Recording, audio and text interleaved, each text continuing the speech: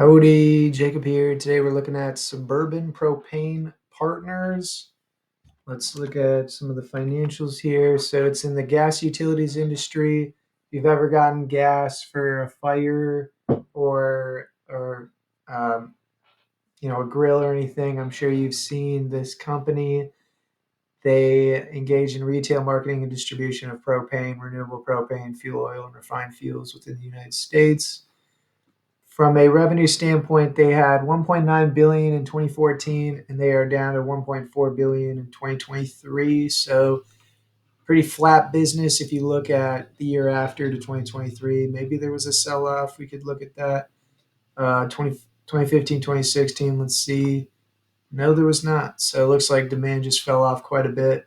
But they do have a 7.3% dividend yield, so very substantial yield, and they produce a great amount of cash flow. What I like to call cash cows, where they produce a bunch of cash on the money, um, on their money invested. Their balance sheet, however, is iffy with their long term debt. The good news is they're relatively flat from 10 years ago, uh, 1.2 to 1.2 billion, but they haven't really extinguished down a lot of their debt. And so, relation to cash flow, 1.2 billion on just under 200 million in 5-year average free cash flow. We're looking at probably 6 to 7 times their 5-year average free cash flow in long term debt. So that is a lot more or a bit more than what we'd want, but it could be fine depending on the maturities of all these and if the company starts really focusing on dwindling down that debt. It looks like between 2018 and 2022, they cut down the tiniest little bit. That's probably averaging 35, $40 million of their 1.2 billion in long-term debt, but it's something. And then I guess in the most recent year, they issued a little bit of debt probably to help fund this acquisition that they made.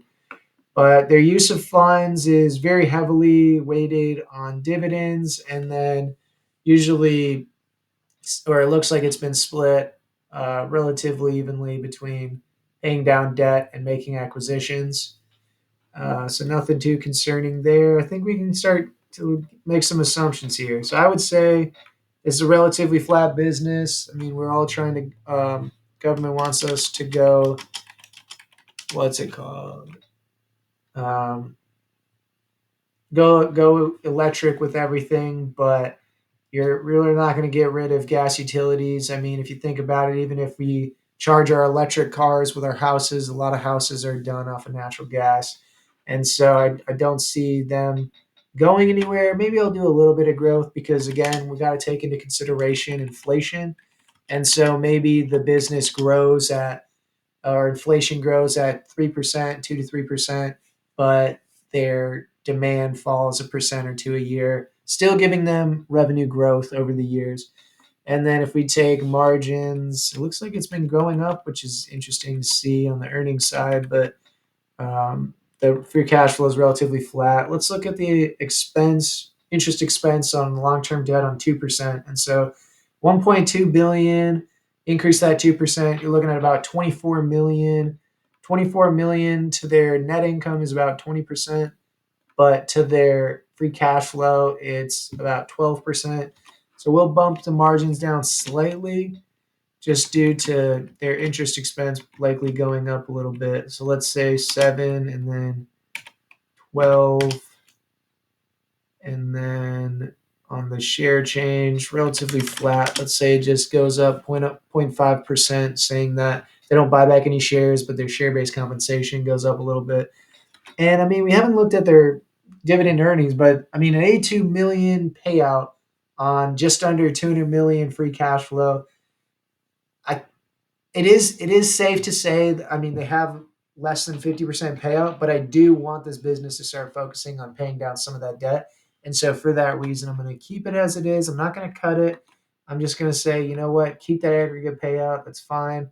But focus a lot of that cash, excess free cash flow that's not going towards a dividend to pay down that debt. And then, I mean, it's a great yield, 7% yield. So this is a fantastic for a dividend company if you want that excess free cash flow for retirement or whatever needs are. I think this is definitely a company to add to your list. To me, it just needs to fall just a little bit before you also get that price appreciation to go along with it to increase that return. But 24% fall before you get a 50% return given these assumptions. Again, I think it's a great company to add to your dividend yield portfolio. But again, you just have to get it at the right price because it's not just about getting that excess free cash flow. You got to buy it at a right price. And again, it's all capital allocation. And so, is that the best use of their cash? Maybe. If the price falls so cheap, though, you do want them to be buying back some of their shares, and it looks like they haven't been necessarily doing that. But again, I think it's definitely something to add to the list and a good company to review. And so, I hope you review it. And thank you, and have a great rest of your day.